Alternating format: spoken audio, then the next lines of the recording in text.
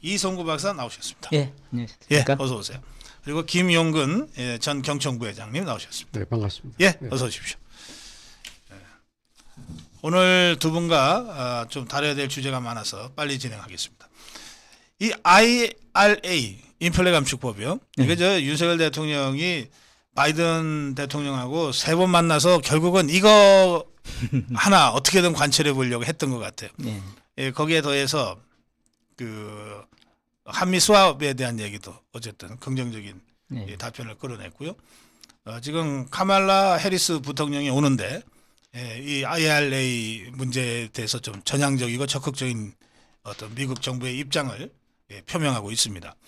자, 제 질문 드릴게요. IRA 때문에 자칫하면 우리 이 전기차 우리 한국산 전기차가 피해를 입을지도 모른다는 걱정 때문에 이게 시작된 건데 설명 좀 해주실래요? 이게 어떤 문제인지.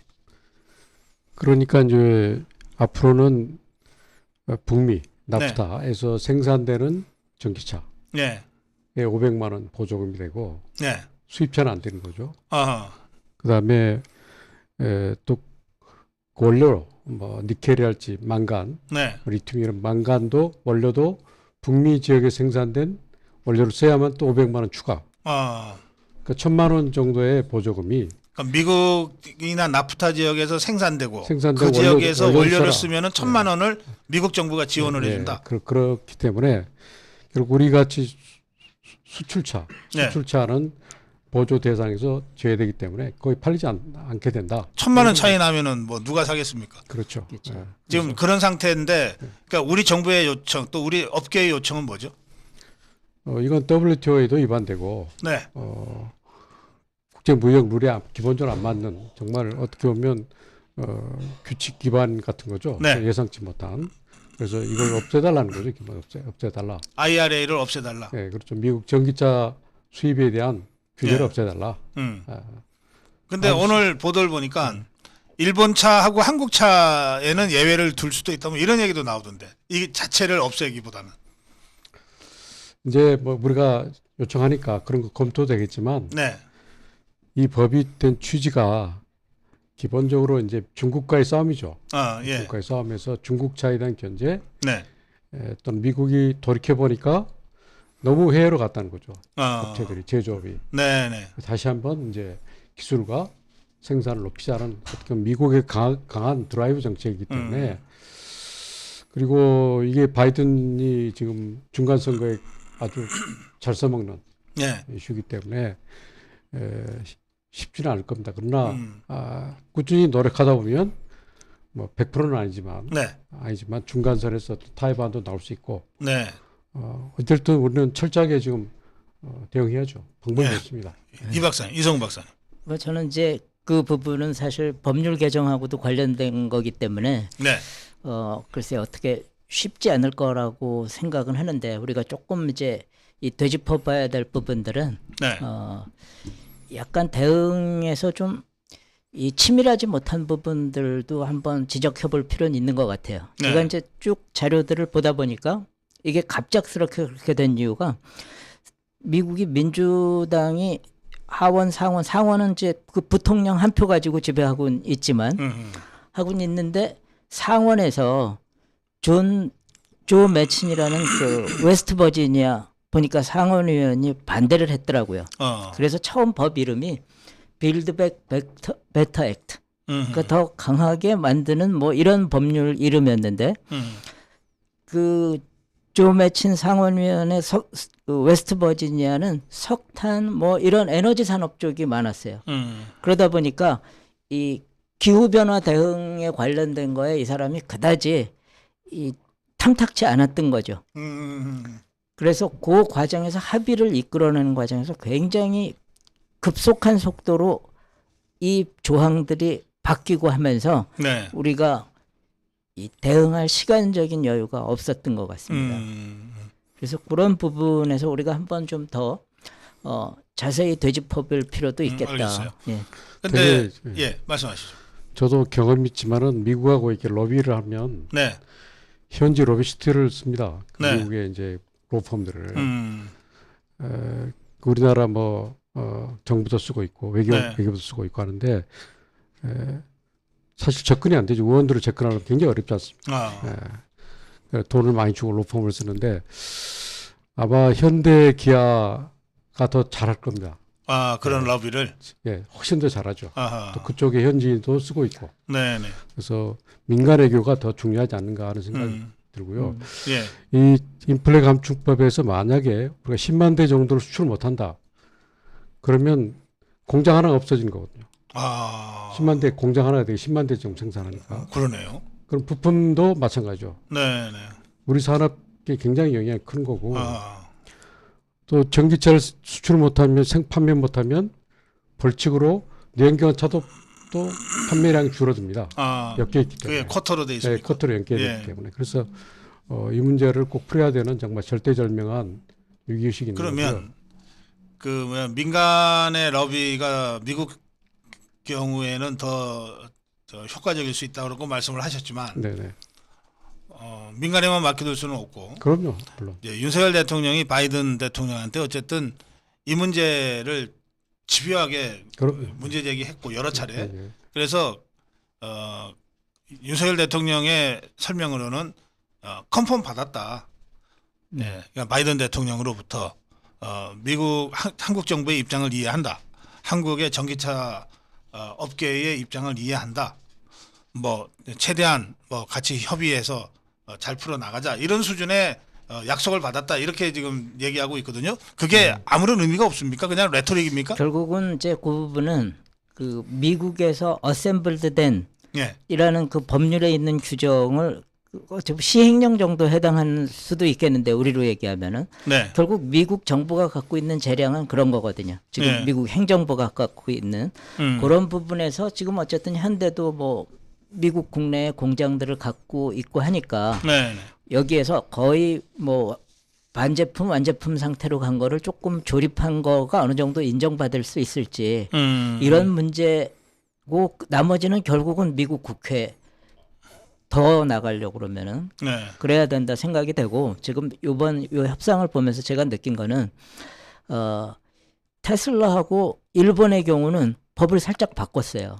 어떻게 돼 있냐면은 제가 그 원래 초안을 보니까 유니어나이즈드 팩터리 그러니까 노동조합이 있는 공장에서 생산한 차에 대해서 보조금을 훨씬 더 주는 이 규정이 있었더라고요. 그래요. 예. 근데 테슬라도 노조가 없었고 일본은 이제 미국의 현지 전기차 공장들을 요새 막 시작했기 때문에 있었는데 네. 바로 테슬라를 이용해 가지고 그 조항을 없애버렸던 거예요.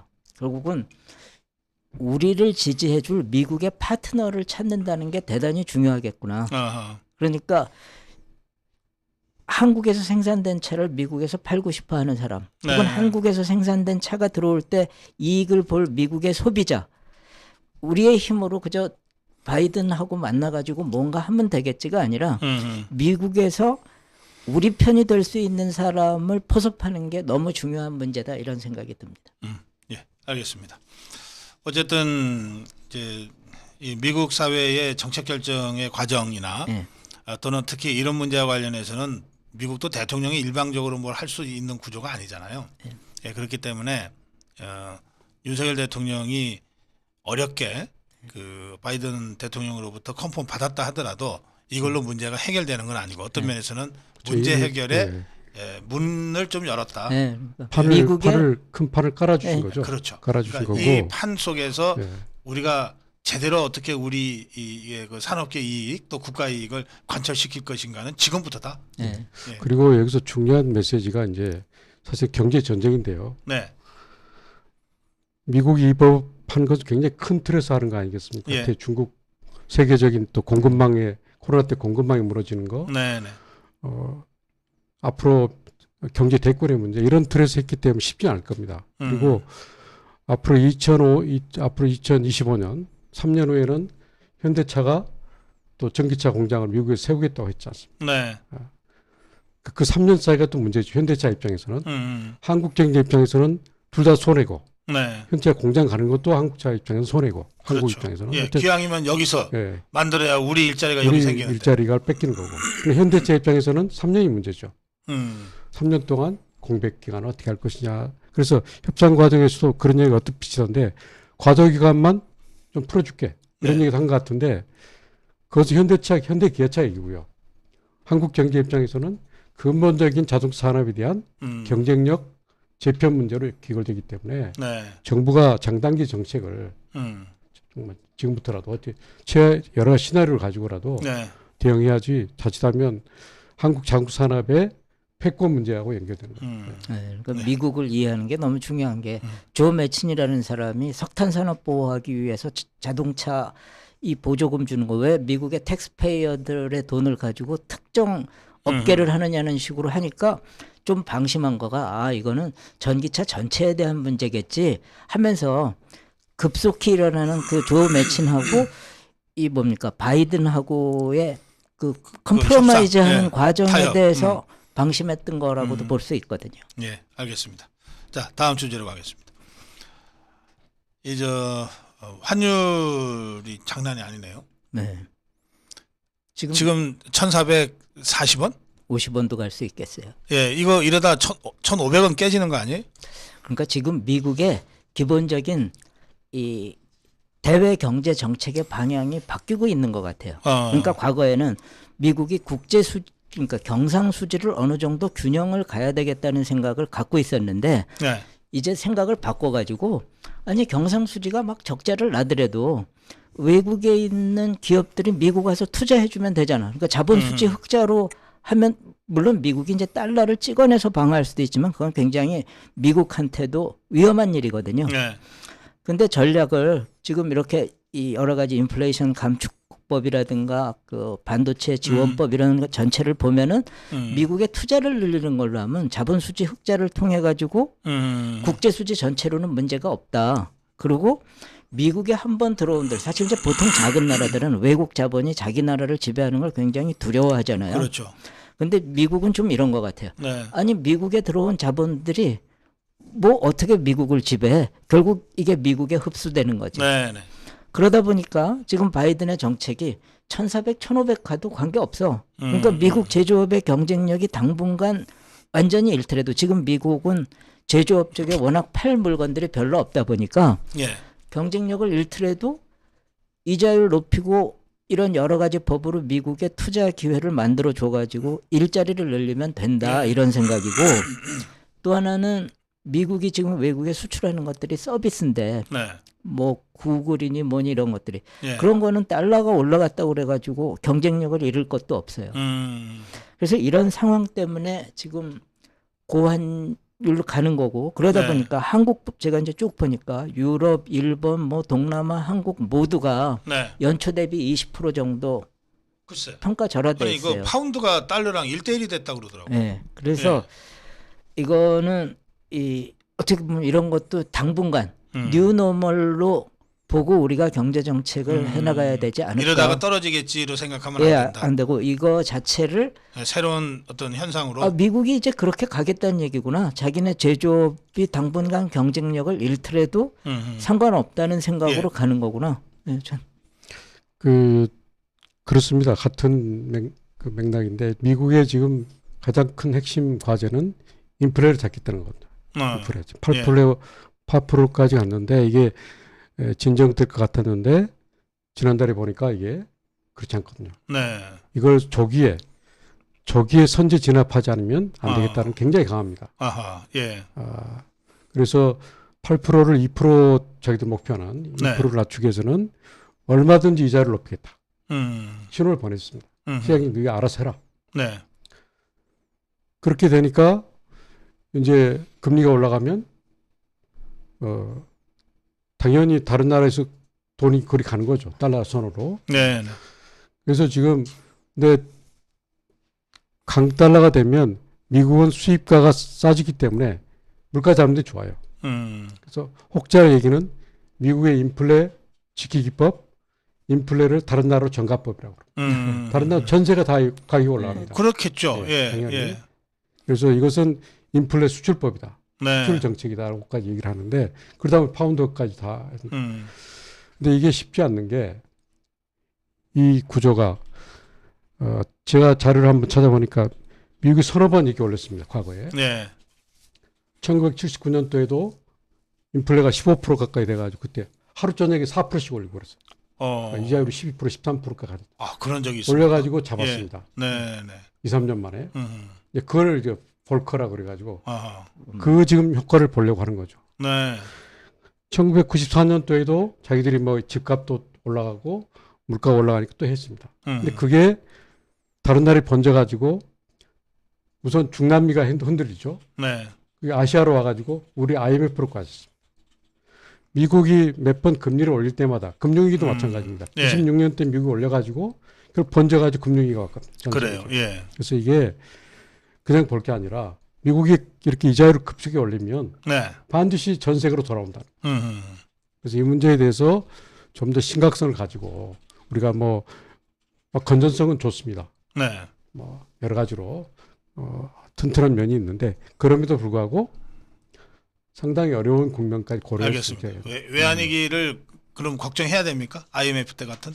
그때까지만 보다는 우리가 건전하죠. 더 건전하다. 그러나 그와 유사한 그러나 상태까지 방심하면 안 된다. 다른 나라보다는 좋겠지만은 예. 몇 5가지 경로로 오는데요. 이자율 올리면은 예. 5가지. 우리가 제일 잘하는 겁니다. 제가 한번 보니까 첫째 오는 게 이제 그 실업 문제 올 수 있고 가장 먼저 오는 게 부동산을 칩니다. 예. 부동산하고 자동차. 왜냐하면 덩치가 크거든. 거기 사람들이 그래서 몇 가지 경로를 보면 알겠습니다. 실생활이 그다음에 알겠습니다. 실업이 오고 예. 그다음에 리세션이 오고 이런 예. 걸 감안하고 그러면 이번에 한미 수합 얘기가 나왔잖아요. 네. 그거는 어쨌든 그 우리 입장에서는 좀 도움이 되겠네요. 근데 저는 이제 그 부분에 대해서 조금 예. 다른 생각을 갖는데 지금은 전체적인 외환 보유가 부족으로 위기가 오지는 저는 않을 거라고 생각해요. 네. 그럼 우리 외환 보유고도 상당히 있고 이 우리만 그 이렇게 된다면 전 세계적으로 비슷한 경향으로 가고 있는 거기 때문에 네. 문제는 우리 이제 김 부회장 지적한 것처럼 개별 기업의 입장에서는 네. 이자율이 굉장히 올라가면서 이 이자 비용을 부담하기 어려운 기업들이 생겨날 거예요. 그리고 특히 달러 표시로 돈을 빌린 기업들은 그걸 가지고 수출하는 기업의 경우는 괜찮은데 네. 수출 기업이 아닌데 달러 베이스로 차입을 한 기업은 굉장히 어려워지겠죠. 알겠어요. 네. 예. 저 지금 시간에 좀 쫓겨서 네. 일단 그 환율 문제는 일시적 현상이라고 보기보다는 이제 이게 뉴 노멀이라고 보고 좀 근본적 대책을 세우는 것이 필요하겠다. 그러니까 이런 이거에- 취지의 말씀을 그렇죠. 하셨죠? 이거에 견딜 수 있게 예. 해나갈 수밖에 없다. 알겠습니다. 자, 다음 주제는 중대재해처벌법인데요. 어제 그저께 그 대전 현대 프리미엄 아울렛 화재 사고 8명의 사상자가 났습니다. 이 중대재해법 얘기가 바로 나오더라고요. 네. 이 중대재해법에 대해서는 우리 부회장님 어떻게 생각하세요? 예, 이 부분 제가 막 마이크를 좀 예. 저한테는 밀어주시죠. 예. 예, 이게 제가 처음이라 생각해 보자. 이 법은 사실은 제가 맞고자 했던 못 맞아가지고 경총 있을 때 네. 제가 책임지고 이것 때문에 나왔어요? 책임지고 사퇴를 그냥 하고 나온 법이 있기 때문에 좀 네. 잘하는데 우리가 중대재해를 막아야 되죠. 네. 당연히 막아야 되고 참 안타까운 사건에 대해서 저희가 참 안타깝게 생각하는데 네. 처방이 잘못됐다는 겁니다. 기업을 처벌하고 CEO를 감옥에 보내면 안전사고 줄어들 것이다. 이게 아니거든요. 예. 중대재해처벌법이 돼도 똑같이 사고가 납니다. 아. 그래서 이 부분은 괜히 그야말로 열심히 성실하게 일한 CEO를 감옥 보내기 위한 법이 어떻게 되냐면요. 여러 가지 안전 의무를 기업 CEO한테 줍니다. 예산도 세워라, 기계장치를 잘 도입해라, 교육을 시켜라. 네. 지킬 수 없는 신만이 할 수 있는 정도로 무거운 안전 규정을 의무를 주어놓고 네. 사고가 나면 가서 보고 안 지켰네? 이건 사고는 무조건 들어가게 되어 있는 법입니다. 어허. 예. 예. 지킬 수 있는 법도 아니에요. 그러면 CEO들은 매일 기도하고 살아야 됩니까? 기도하고 살고 예. 그 자리를 그냥 뭐 이렇게 그냥 그렇게 불안하게 사는 거죠. 음. 그렇게 되면 가장 문제가 되는 거고요. 네. 이게 또 하나의 문제가 뭐냐면 우리나라 모든 형법은 법에 가더라도 몇 년 이하예요. 5년 이하형 처한다. 네. 이건 1년 이상 처한다고 돼 있어요. 아, 그래요? 그렇습니다. 이런 법이 없잖아요. 무조건 하면 1년 이상이에요. 하한선이 있습니다. 어허. 이런 법이 없잖아요. 예, 그거 참 예. 아주 그다음에- 고약하게 법을 만들어 놨네. 제가 네. 계속 말씀. 그다음에 이제 여기에 중과 기업의 또 벌금 음. 왕창 때리죠. 네. 그다음에 그 피해자가 나온 피해자한테 손해배상이 5배까지 음. 5배 이내에서 손해배상을 또 하도록 3가지를 집중적으로 주기 때문에 예, 기업들은 불안해가지고. 알겠습니다. 이게 뭐 우리가 재해를 방치하자는 얘기는 아니고, 그럼요. 어쨌든 재해 그 무죄를 향해서 가야 되지만 말씀하신 대로 지금 이 중대재해법이라고 하는 거는 그야말로 이 CEO들 협박하는 법이네. 그렇죠. 예, 예, 말씀하세요. 그러니까 사실은 우리가 뭐 검찰공화국 어쩌고 얘기하면서 네. 문정부에서 제가 문정부를 제일 문재인 정부를 비난했던 거가 바로 이겁니다. 검찰 경찰의 힘을 줄여놓겠다고 얘기를 한 다음에 사실 이 법을 제대로 집행하기 시작하면은 모든 이게 2024년인가부터는요 5인 이상 기업이 다 여기에 해당돼요. 그리고 실은 뭐 대기업을 어쩌고 얘기하는데 우리나라에 일어나는 산업 재해의 한 80%가 실은 그 50인 이하 기업에서 더 많이 일어나요. 그래요. 예. 그러면은 앞으로 기업인들은 매일 경찰 무서워 지금 이제 검찰 거 뺏었다니까 경찰 무서워하면서 해야 되는데 말도 안 되는 거고 만일 이 법을 그리고 지키는 경우에도 우리 김 부회장 얘기한 거 이상의 폐해가 나타나는 거는 이걸 지키려 할 때 안전을 이유로 온갖 비효율이 발생할 겁니다. 그래서 저는 이 법은 오로지 그저 기업 괴롭히기 법에 끝난다. 이것 네. 때문에 정말로 근로자들이 이걸 보겠느냐. 네, 네. 아니 그 경영주가 감옥에 갇히고 나면은 그 사람 보상하기도 어려워질 거 아니에요. 더. 네, 그렇죠. 예. 예. CEO부터 감옥에 집어넣으면 뭐 문제 해결이 훨씬 더뎌지겠죠. 그렇죠. 이게 분풀이법입니다. 어. 우리나라는 산업안전이란 굉장히 전문적 영역을 과거부터 노사 대립으로 봤어요. 아. 그러니까 노동부도 마찬가지예요. 그냥 노동계가 제시하면 처벌만 하는 거죠. 이런 나라가 없거든요. 이건 산업안전이라는 것은 굉장히 전문적이란 말이죠. 네. 그리고 기술적인 거고. 네. 분석을 하고 기술을 개발하고 교육도 시키고 투자를 하고 그래서 전문가가 계속 진단해 줘야 되는 건데 네. 이런 부분을 노사 머리띠로 해결하다 보니까 어. 이 법이 김용균 법이라고 옛날에 예. 전소에서 사고 난 거 가지고 네. 하청업체 나가지고 위험에 외주하라 그래가지고 전부 원청이 책임져라. 네. 그래서 한참 또 됐지 않습니까? 음. 근데 그래도 사고가 나니까 이제 또 화가 난 거예요. 왜 CEO는 가만히 있냐? 그 CEO를 무조건 잡아내야 속이 풀리는 거죠. 네. 네. 그래서 이건 뭐 전문성도 아니고 네. 재해 방지에 도움도 되는 게 아니고 순전히 노사관계에서 적대적인 분풀이적인 형태이기 때문에 네. 이건 너무나 불안한 거예요. 이게 가장 우리 CEO들이 걱정하고 불안해하고 리스크를 안고 있는 법이라. 알겠습니다. 그리고 뭐 죄형 법정주의에도 어긋나는 부분이 너무 많아요. 예. 경영주라고 했는데 그 경영주가 누군지도 사실 명확하지 않아서 해석에 전부 맡기고 있을 뿐만 아니라 네. 아까 얘기한 하청기업이 한 사고도 원청이 책임지라고 그 대기업에 회장이 있고 사장이 있잖아요. 네. 그리고 회장이 있고 여러 계열사의 사장들이 있잖아요. 네. 그러면은 이때 이 책임져야 될 CEO는 회장입니까? 여러 계열사의 사장입니까?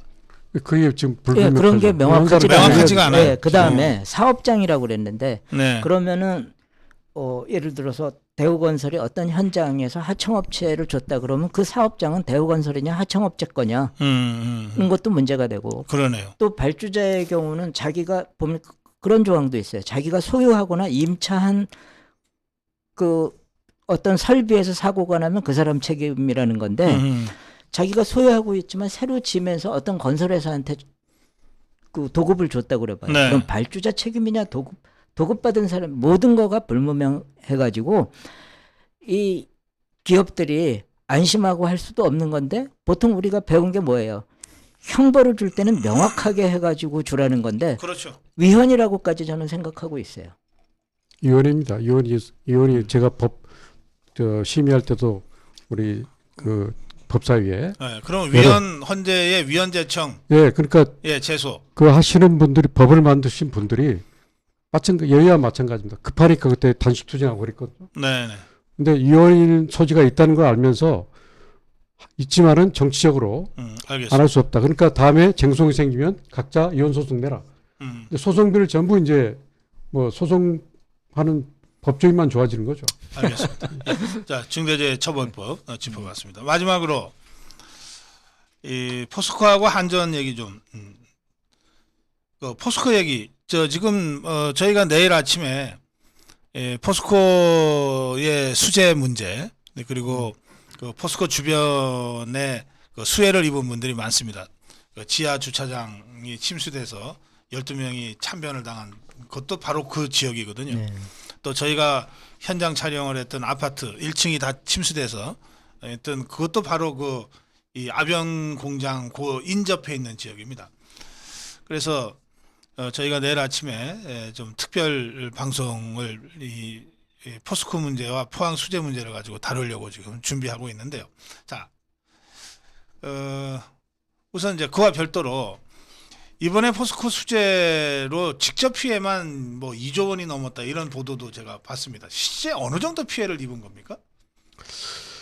그래서 저희도 좀 이제 관계되는데 여쭤보니까 정확하게 네, 회사 비밀이 될 수도 있고 네, 네, 그래서 그런지 뭐 알려주지는 않더라고요. 네. 근데 아무래도 이제 아직도 정확하게 진단이 끝나지 않은 것 같고요. 네, 네, 아직도 이게 수액 기초적인 복구 작업이니까 네, 그래서 그건 정확하게는 저희가 아직은 저희 선에서는 알기 어려운 부분인데 네, 어찌됐든 간에 지금 벌써 장기화되고 아변 공장 제일 중요한 아변 공장이 이게 전부 전기 시설 아니겠습니까? 반도 전자 예, 이게 한번 물 담가지면 끝나는 거죠. 그러면 음. 이게 정말 제품 기계 장치를 다 이렇게 교체해야 되느냐 그런 정도까지. 그 이것도 잘 제철 모르는 거죠. 이 포항 제철 예, 포스코 제철 공장 그러면 우리 이미지 머릿속에 각인된 이미지는 막 용광로에 센물이 튀고 막 이런 거잖아요. 그러니까 지금 말씀하신 대로 모든 것이 전자장비고 전기장치다라고 하는 거를 사실은 잘 몰라요. 예, 그러니까 이게 예. 쉽지 않다는 거죠. 예. 거기에 온갖 선이 깔려 있고 그래서 그게 다 물에 잠겼기 때문에 사실은 지금 다 하나씩 어떻게 하는지 모르겠습니다만 네. 6개월이 걸린다, 3개월이 음. 걸린다 그렇게 되면 좋겠지만 네, 네. 그건 앞으로 두고 좀 보고 참 근데 어쨌든 불안한 건데 그 자체도 포스코에서 언젠가는 정확하게 국민들한테 설명을 해줘야 될 겁니다. 그러니까요. 해주고 그래야 연관 산업들이 다 또 대비를 하죠. 어쨌든 철강 문제가 이렇게 꼬이면 뭐 후판, 네. 자동차, 예. 다른 또 이렇게 건설업 여러 연관 산업 자체 그렇죠. 다 영향이 자동차, 조선, 기계, 예. 뭐 건설 이 다. 전부가 다 예. 쇠 가지고 하는 거니까. 엄청난 중요한 문제입니다. 이게. 알겠습니다. 예. 한전은 어떻습니까? 이게 지금 계속 적자가 눈덩이처럼 불어날 건데 네. 당분간. 그렇죠. 그런데 지그들끼리 성과급 잔치는 왜 그렇게 했대요? 이걸 과거에 뭐를 해줘더라고 이제 봐야 있었던 됩니까? 거죠. 쭉 예.